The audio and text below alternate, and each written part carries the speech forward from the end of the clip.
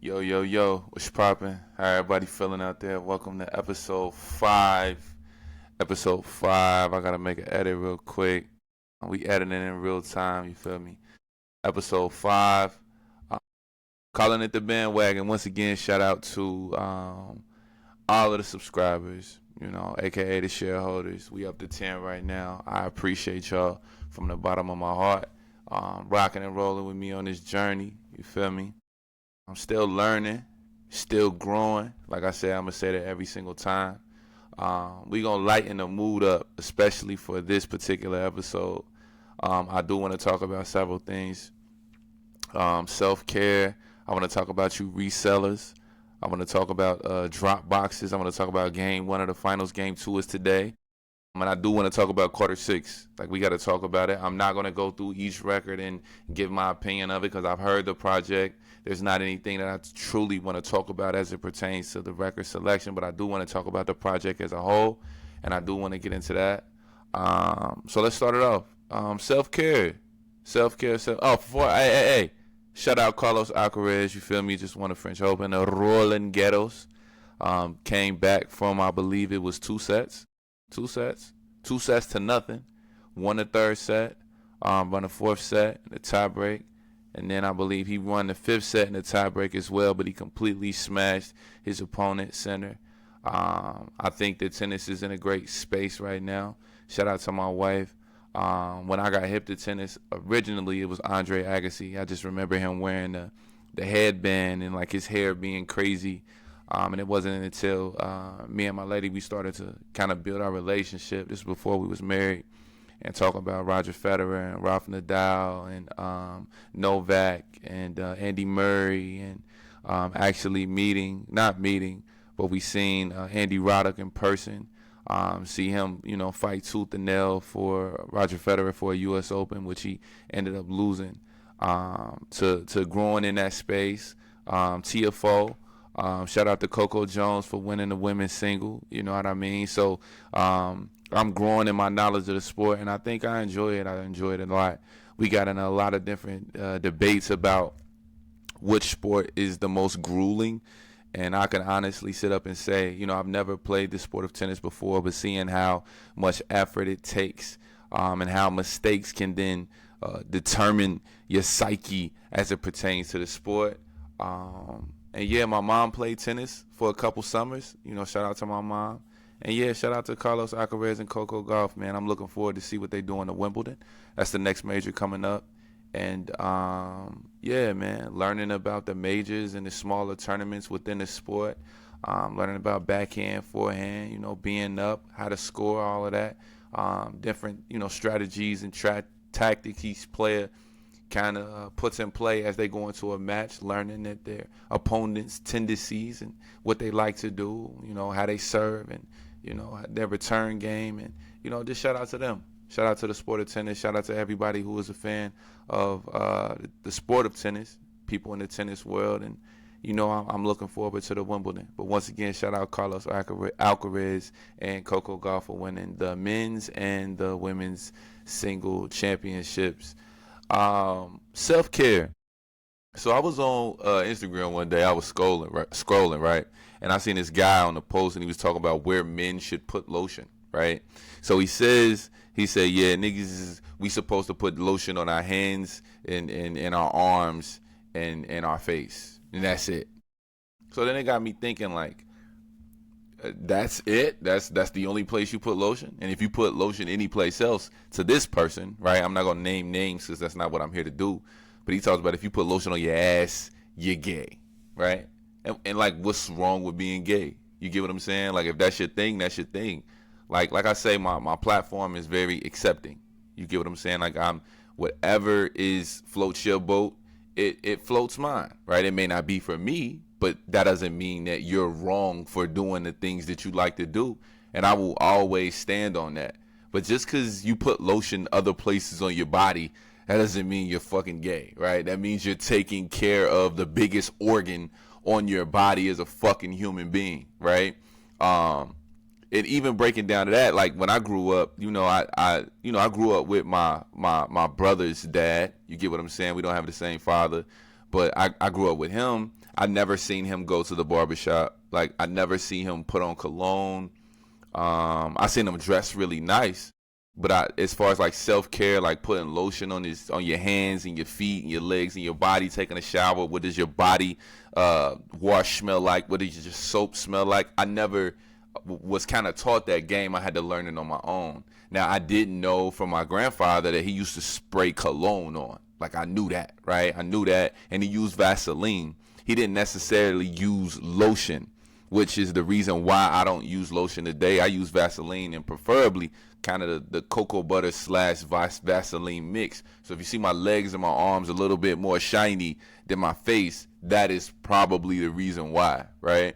But as far as self-care and doing things, as far as manicuring yourself so that you look good in public, or you feel good about, the things that you're doing. So I had to get hip to a lot of things later in my life, and I had to learn that. So, I used to think men shouldn't put lotion on their feet, right? Like, that's what I thought. You know what I mean? But that's not the case, right? Like, I grew up wearing, like, I thought that black socks was the best sock, and it's not for your feet health-wise, right? Or wearing the same socks consistently, right? So self-care is not just going to the gym, you feel me? It's not just what you eat. It's like, what lotion are you using? What, are you breaking out? Are your skin oily? Like, what are you doing? Are you washing your fucking face, right? So if I don't, like, how do you do those things? For me, I use a biotin oil on my beard and in my hair, right? I do a cocoa butter Vaseline mix. You know what I mean? I have several colognes. I do get my nails and shit done sometimes. Like, you know what I mean? And I do get the clear coat. Fuck you talking about? Like, I will get the clear coat on y'all niggas in a heartbeat because that's what I like. You get what I'm saying? Like, I'm going to get my fingernails and my cuticles and shit clean. Sometimes I do a quick buff out. Sometimes I do the polish, right? On my feet, I do the polish if I'm going on vacation. And as far as polish, I'm just doing the clear coat. Don't get it twisted. But if you do a polish, fuck with it. I fuck with your polish. You get me? Some polishes just ain't for me. For me, I'm doing the clear coat. You get what I'm saying? Clear coat on the feet, clear coat on the hands if I'm feeling sexy. That's for real. You know what I mean?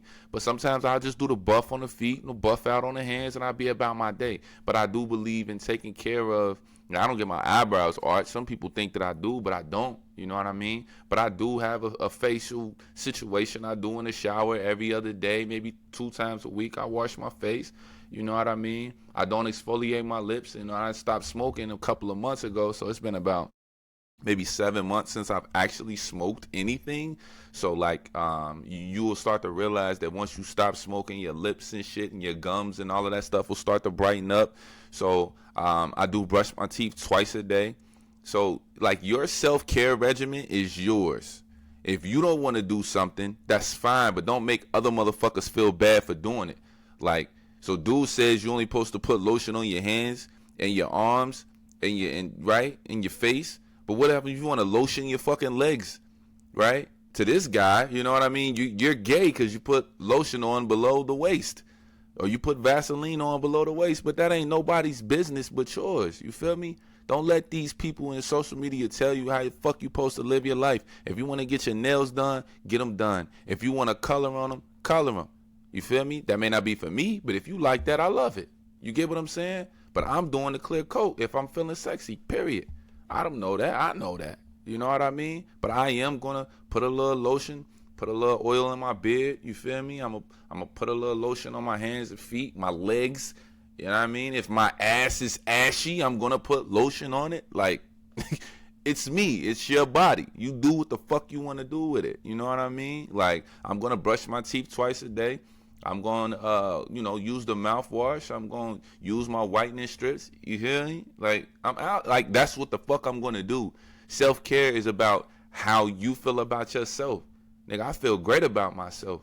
And I'm going to spray a little cologne on before I get into bed if that's how I'm feeling. You feel me? If I'm on that type of time. You know what I mean? I'm going to spray a little, I'm going to get a little lotion, little oil. You feel me? I'm going to do that. That's me. I'm going to put a little, you feel me? Yeah, I mean, I'm going to do that because that's how I feel about myself. Now, how you take care of you is how you take care of you, but how I take care of me is going to be different because I'm unique, and that's how I choose to move about it. So don't let nobody tell you how you're supposed to take care of yourself. You feel me? Take care of yourself all around with what you do, exercise, what you eat, mentally, what you consume, and you know how you take care of your face. You don't walk around all bumped up and shit. You know what I mean? Take care of that. That's your money maker. You know what I mean? And I ain't saying I'm the prettiest, most handsome nigga in the world, but I'm going to take care of myself, period. I'm going to go to the barbershop once, twice a month. You feel me? And yeah, you know what I mean? That's what I'm going to do. But don't let these motherfuckers tell you how you supposed to take care of yourself, because that shit is totally false. Next. You reseller niggas got to stop. Stop it. I'm coming across too many pages where I see you niggas talk about the shoe dropped and after 3 or 4 days it's declined in price. Fuck out of here, man. You the reason why that Jordan 1 game is what it is. I remember back in the day, you go try to get you a pair of Jordan 1s, $500 off top. Now you trying to sell your Jordan 1s back or try to cop a pair, they talking about $300. Oh, those are declining. That price has changed. You know, if you go and you're cop from resale, that's fine, because you can't get your hands on the shoe when it first come out. That's cool. But you niggas, as soon as the shoe come out and you jumping on your post and your page and you talking about the market rate for a pair of up tempos, like, get the fuck out of here, man. You niggas don't like shoes. You know what I mean? All of these spots around here, shout out to, it's like I said, there's some cool spots. Like I always say, you got Soul by Style, of course. Who I haven't had any trouble with them. Great place. Shout out to Jay Saladino's place. I love them. You know, they resell sneakers, very high clientele type of things. And then you got Soul Revival. I've never had a problem with them. You know what I mean? I've shopped and sold sneakers at all of their locations except for the new one. You feel me? But like, we gotta stop with this market rate shit. Like, let a shoe mature, dog. Let people figure out what it is. And then, you know, if that's your job to figure out if a shoe is declining on the market or if it's rising and then we're going to charge this much for it, is the reason why people can't get no hands on the shoe. Because you're buying a shoe in bulk because you think it's gonna fly off the shelves. Now you get it and it's sitting there. Whose fault is it? Is it my fault as a consumer for wanting to come and buy the shoe? And now because StockX says it's $500, you want to charge $550, and the shoe originally dropped at $175. Like, what the fuck are we doing? I know niggas who love Air Max 95s who can't get their hands on none of them. They got to take the gen release pairs or the pairs that are just sitting on the shelf. They can't get the cool pair, right? Like, this shit has to stop. I can't be the only one that's upset about this shit. But for me, sneakers are cool. I'm a gen release guy. I don't mind that. You know, I got a couple collabs and that's fair. You know, I've been doing it for a while, not long as other people, but that doesn't negate how deep I go into sneaker shit. You know what I mean? But like we gotta stop. Shoe comes out automatically. The resellers copping it. They put it on the shelves. They charge what they want for it because this is what the market is saying. What are the people saying, bruh? What the people saying? Like, what the people saying? Who liked the shoe? Do you like it? All right, cool, right? Shout out to the Dion's been coming back. They've been giving the community what they want. You know what I mean? Dion been giving us what we want. You know, shout out to the old school Nike sneakers. You know, Nike basketball, old Nike basketball, 90s Nike basketball, up tempos and shit like that. We've been getting what we want. You know, the ones I've been wanting to get my hands on, right? The black and white joints, they got like this kind of like Seattle Mariner blue on them.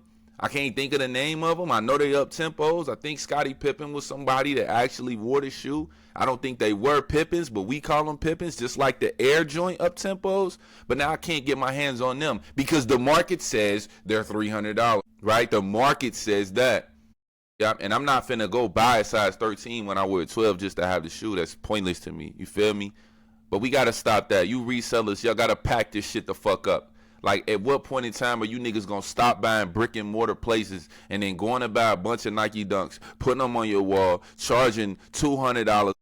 $170, $125 over retail for them, and they sit and you get mad at us and tell us dunks are dead. Why? Are dunks dead because you bought 30,000 pair in bulk and you thought the blue and yellow ones was going to go stupid? So it's our fault that they're dead? Or is it your fault for trying to create a markup on a shoe that it doesn't need to be there? I look for a day where dunks is in journeys. Let your baby go get a pair of dunks, red and white dunks for back to school, for summer. Kids need summer sneakers. Now, you can't even go buy them because they're not, the market says they're high right now. What? Like, we got to stop that shit, man. I mean, I get it makes sense if that's your game, fine. You know, if you got a brick and mortar store and you actually have a license to get shoes that are released and you can sell them for retail, I support that wholeheartedly. You get what I'm saying? I support it. Unheard of, corporate, whoever. I don't know if there's any other stores that actually have what they call Nike accounts and the different swoosh accounts and all of these different accounts that these stores can have, so to the point where they get shoes from Nike and they can sell them in different type of tiers. Hey, by all means, get your bread. But you resellers, if you gonna resell constructively. Like if that's even like have a process. Don't just be going off what StockX saying or what Gold says or whatever sites you go on, bro. It ain't for that, man. We're tired of it. I'm tired of it. If you got an account to sell and you getting releases, by all means. But you niggas is upcharging on white Air Force Ones is outlandish. It's outlandish, bro. And I'm never going to be a fan of it. You know what I mean? Much love, get your paper, but I'm not a fan of it, and I have my opinion, and what's wrong with that? Drop boxes. You know, when you see the person, and they like me right now, I can have a whole wall, you know what I mean? All wall 30 from the floor up, and I got the drop boxes, and you got fucking Prestos in there, or you got fucking Roshi runs in there. You know what I mean? Like, the drop boxes is for heat, bruh. It's for heat. Heat. Stop using your Dropbox and you're putting Birkenstocks in there. And I'm seeing it. Slowly but surely, I'm seeing it. And y'all need to start paying attention to this shit.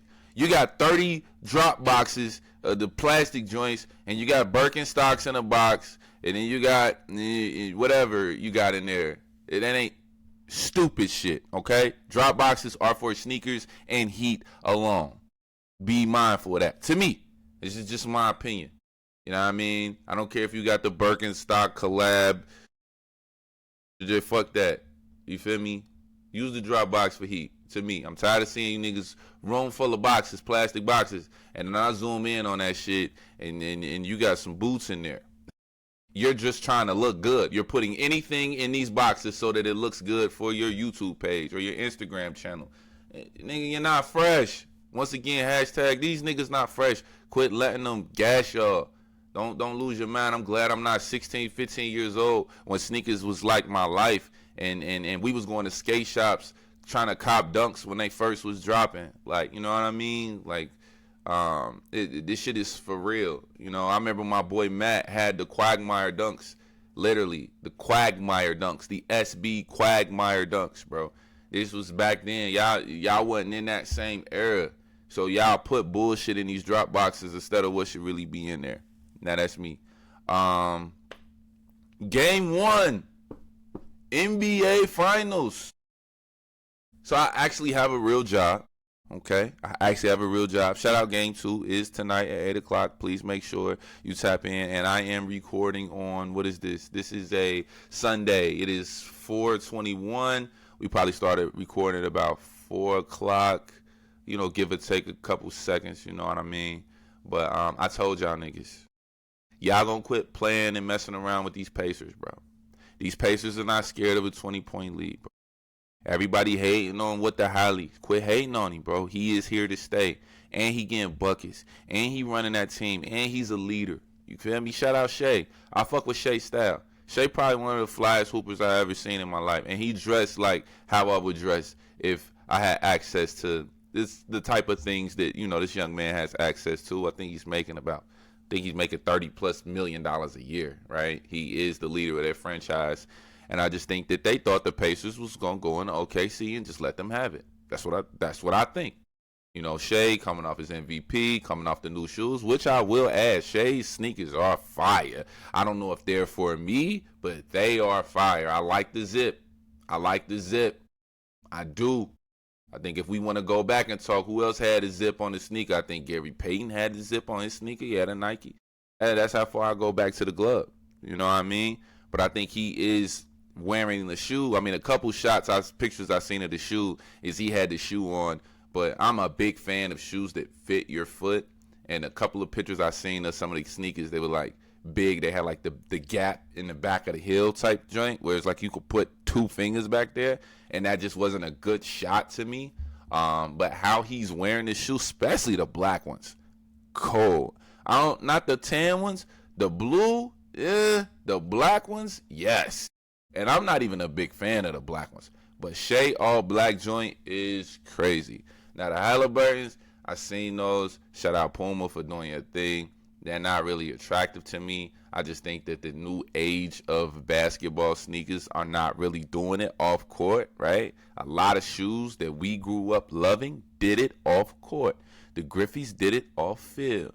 The Bo Jacksons did it off field. The cross trainers, all of these different shoes that were in development in kind of this prime age of like maybe early to late 90s. You know what I mean? Like, the only shoe I remember might be like the LeBron 7, you know what I mean? And like the KD 5s and all that type of stuff. Like them shoes kind of transitioned from court to off court.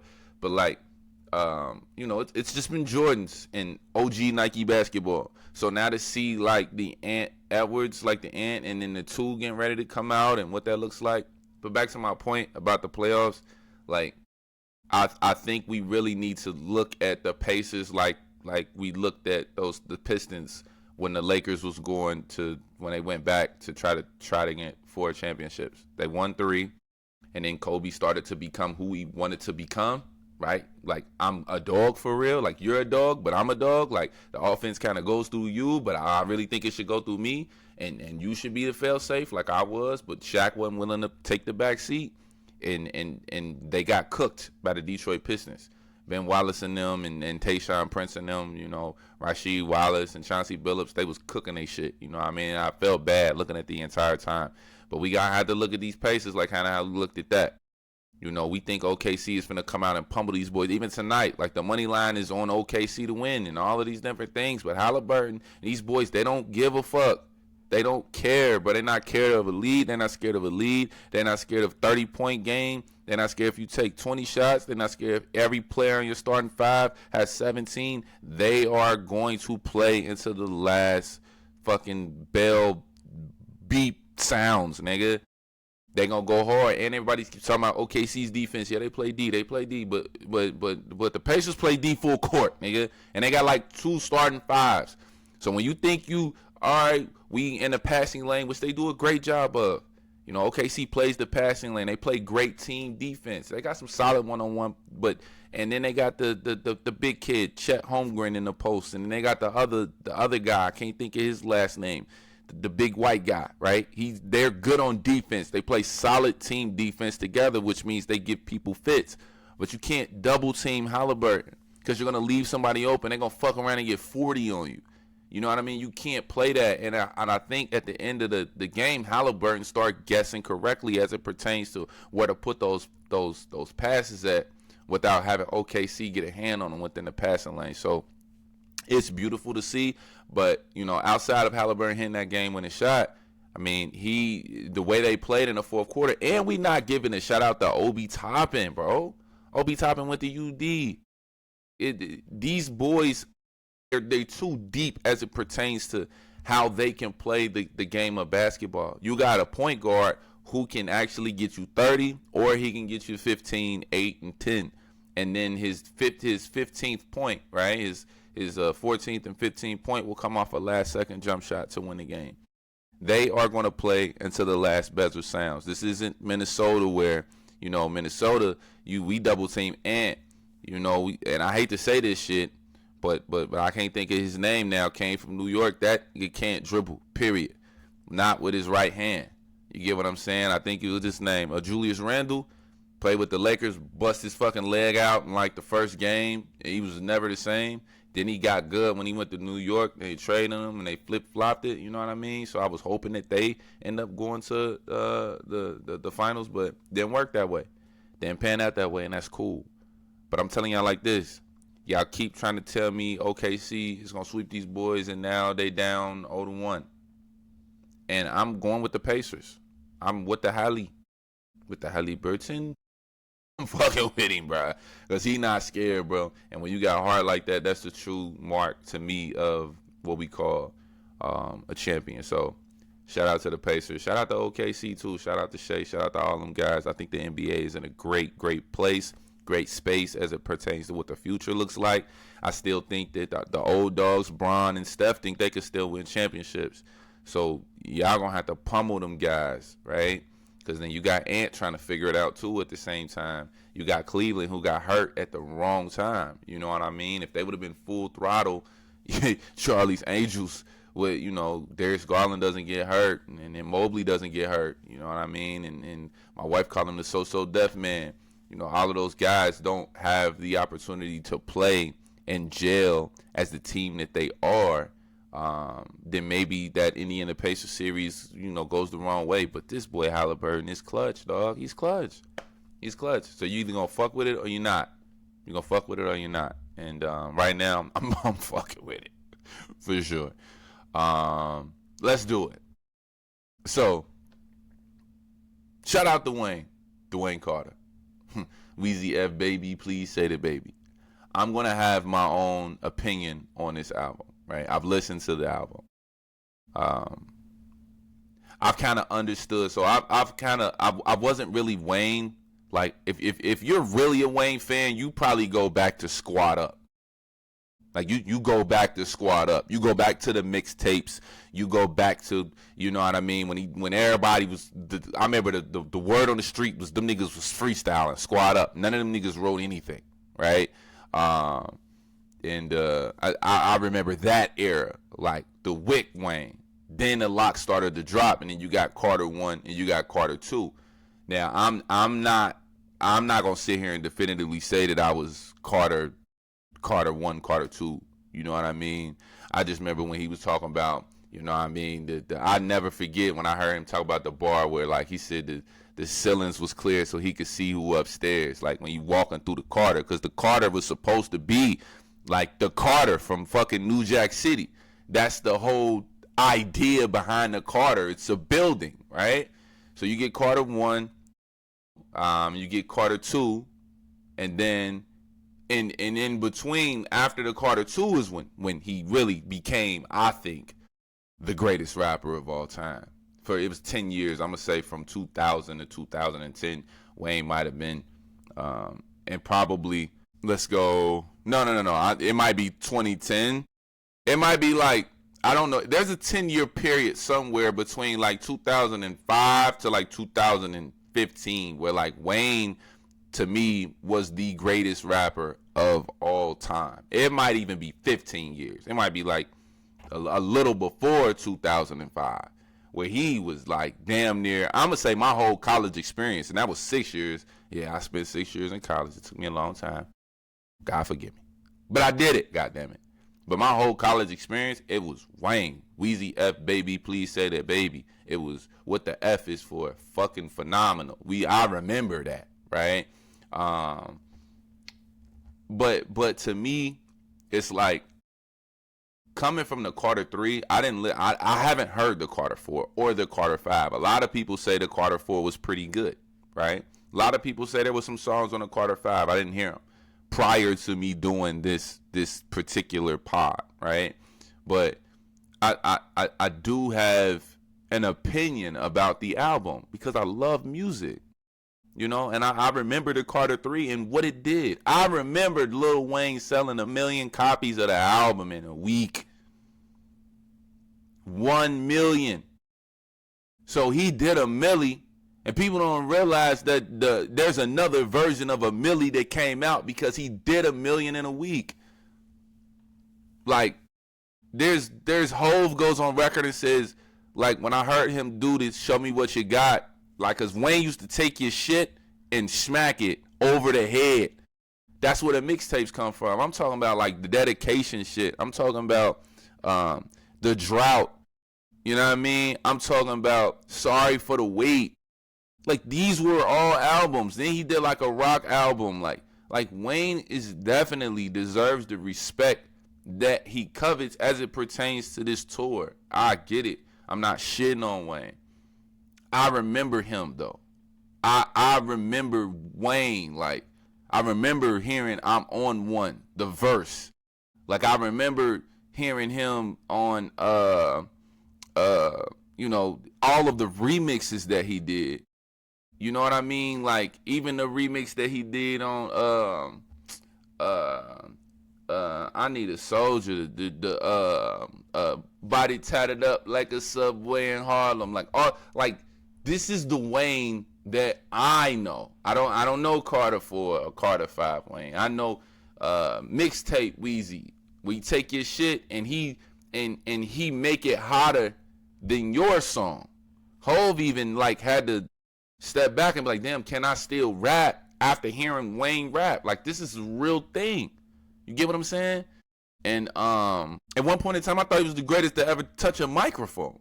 You get what I'm saying? Like, this is where I hold him, right? Fast forward, after all that, me having all of the mixtapes, all of the CDs, breaking them and going to the corner store and copping the Drought 3 and all of this stuff and playing all of these records, we get to this point. What he did on Benny the Butcher's album, fucking insane. What he did to the Corday record, fucking insane. The Jack Harlow remix, fucking insane. You know what I mean? Like, Wayne is special. There's a song that, like, a lot of his music is like TikTok viral, you know what I mean? But to get to this level in his career, understanding what he fought to get ownership of the things that he creates, right? Rick Ross and Baby and their beef, and, you know, with the Breakfast Club in the interview, you know, he put some respect on my name, and he owes Wayne money and all of this and all of the stuff that we've been through. And now we get to the Carter 6. This is the culmination of all of that. Me being who I am, I'm an artist myself, right? I've made music before. I go into the corridors of my heart and my soul and my mind to create these pictures that I paint as it pertains to my shit, right? I tend to think from as long as it takes one to the joint that I just dropped. Like, you know what I mean? Like, have I grown? Right? Like, have I grown? Have I grown? And I've dropped so much music in my career, and I'm definitely going to use this because what I want to is I want to speak about his growth. Like, cause am I in any shape, form, or fashion to be telling to be telling anybody that their music fucking sucks? Nah. And I was guilty of doing it for about 2 or 3 days. I swear to God. I literally was in my mind about trying to figure out how I can assess this Wayne album. That's what I was doing. You know what I mean? Like, that's what I was doing. And I was like, okay, cool. From, like, even on my SoundCloud shit, when I was making songs on SoundCloud, right? Like, all that shit up to Torn. If you go to listen to my first joint till you listen to Torn, it's totally different, right? Hopefully that you see some more mature, more pure form of hip hop, more thoughtful, more driven in a proper perspective, correct? Like, that's what I would hope you would hear from the music. And at this point, I really don't care because I make music because it's a hobby. This shit that I'm doing right now is I enjoy podcasting, so. But when I heard the album, y'all, the intro put me in my bag. When I heard the intro, I'm like, oh, shit. Like, he's finna take the fuck off. He's finna take off. Then as I go through the album, I'm like, mind you, I keep hitting this shit, my fault. It's just my little background. But I'm listening to the project, and I'm like how many more Eat the Pussy bars am I going to hear, dog? How many more get head bars. But it's our fault though, right? Because we loved it from him so long that now he hasn't matured. Like, we've all grown up. I'm not 20 no more, dog. Like, I want to hear what makes you tick. I want to hear about your relationship with your children. I mean, I got a little bit of it. I want more of that. You know what I mean? Like, where's your 444 at? Like, where's it at? And I hate using that as a barometer because Jay's got his own shit that he's going through too. You know what I mean? My favorite rapper of all time has an allegation to the point to where he's, you know, although it's clear and I guess it's done, it's still like, you know, he's just allegedly you physically assaulted me sexually. That's what my favorite rapper got on him. You know what I mean? Whether it's true or not, and fuck, it's none of my business. But it's something that was out there. I would be remiss if I don't say like, yo, that shit actually happened to Hov. Do I think he did that? Absolutely not. To me, the way Hov move, I just don't see that from him. But I don't know this nigga personally. You know what I'm saying? And if I ever get in the room with him, we'll never fucking find that out. Maybe. Who knows? But the level of maturity that Jay-Z had on 444, I think it's his best album fucking ever, bro. You know what I mean? You know, please pick up the phone, pick up the phone. You know what I mean? I harassed you out in Paris. The song 444 itself, to me, might be his fucking best song ever. To me. Legacy, all like these records, like even the way the album was packaged and delivered, full. Like, I'm at this era of my life. I want to give y'all some game. The story of OJ. You know what I mean? Like all of these talking about his mother and everything she's going through. You know what I mean? My Stake in Rock Nation should go to you. Leave a piece for your children too. Like, all of these things, bro, like, to me, made me like, damn, Hov, you're the greatest. For those people who think Wayne is the greatest, he gave you none of this, bro. I don't even think we got the big flip when you go. All I remember is hearing that bitch go burn one. Man, fuck, dude. Bro, I didn't feel any growth in Wayne, bro. And for me to understand what the Carter was for his catalog and for this to be the 6th, like, where do we go from here?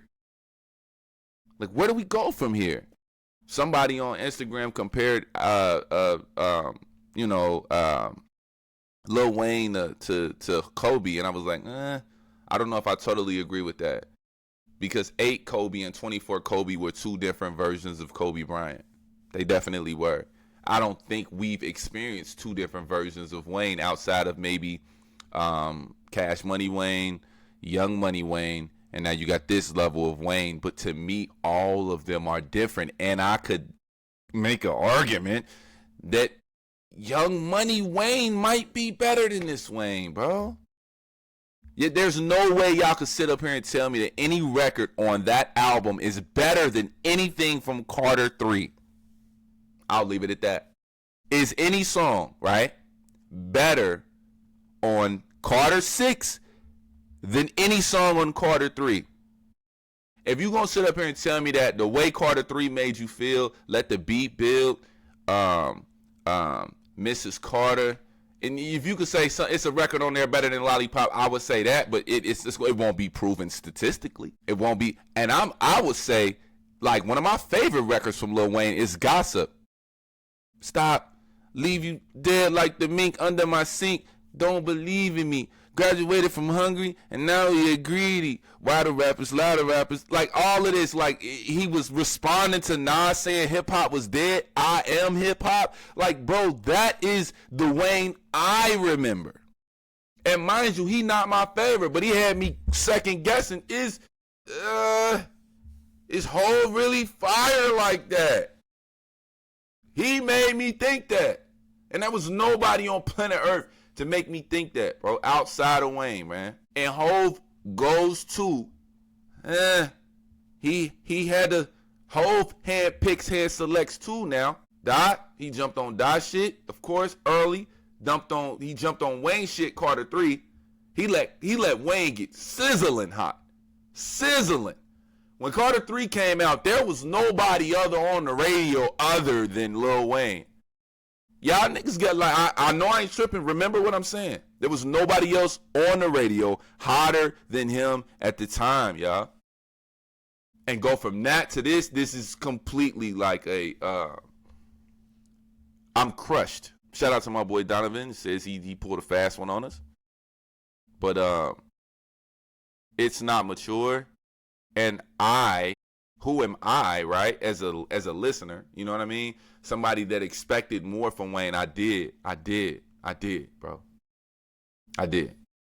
I expected a lot more. And those of you that saying this shit is fire, and this is the reason why the episode is called Bandwagon, because either you're a bandwagon person because you think it's trash, or you're a bandwagon person because you think it's good. To me, it's not good, but that doesn't mean it's trash. Like, I just don't think that it's a mature version of Wayne that we were all expecting to hear. We wanted more from him. I know I did. Hopefully you did. As a consumer of amazing hip hop music, we wanted more from him, and I know I did. So it's tough, man. It's tough. It's really tough. I think he changed after he received whatever settlement that Baby had for him. I think he definitely changed, and the production on here is weird. Like, it's weird. It doesn't sound cohesive from a feature point of view. I don't feel like the artists were together when they made the music. And for this to be the Carter 6, there wasn't a lot of promotion behind the record. I mean, I think he did like an interview with the Rolling Stone, but like there was no like content. And I hate to say that we're in a content-driven era in music and life and media and project management, right? But it is what it is. I expected to see him. You know, he could have popped up the Breakfast Club and you know what I mean? Like, he could have did so much shit, but that might not be where he is in his life. And I just think for me, it's interesting to see the approach that he took. But the songs that I do like is the intro and the outro. In the outro, and specifically probably just the first verse on the outro. I don't like the LL sample at all. The Rock the Bells joint. I don't like not the sample, but the reference. I don't like the Nori reference. When you have a freestyle on YouTube where you're fucking smacking that beat around, call me easy, baby. We said it, man. Like you have so much shit that I think speaks highly of that. But you know, it is what it is, and I'm thankful that I get to kind of be in a space where I've heard his music and I love it a lot. And I also think that it's time for him to mature and grow and give us what we need. So I truly do appreciate the opportunity once again to kick it with y'all on episode 5. Once again, the bandwagon, are you on or off it? And tap in with me once again, like, share, and subscribe to the podcast. We love it, we need it, and tap in with me, man. I'm gonna try to start getting some people on here as far as like interviews, and we have interaction and dialogue and debate about several different things. But you know, at this point in time, I'm still kind of filling that out. But be on the lookout for that coming soon. And yeah, peace. Wayne Fowler, we out. Episode 5. Yeah, gone.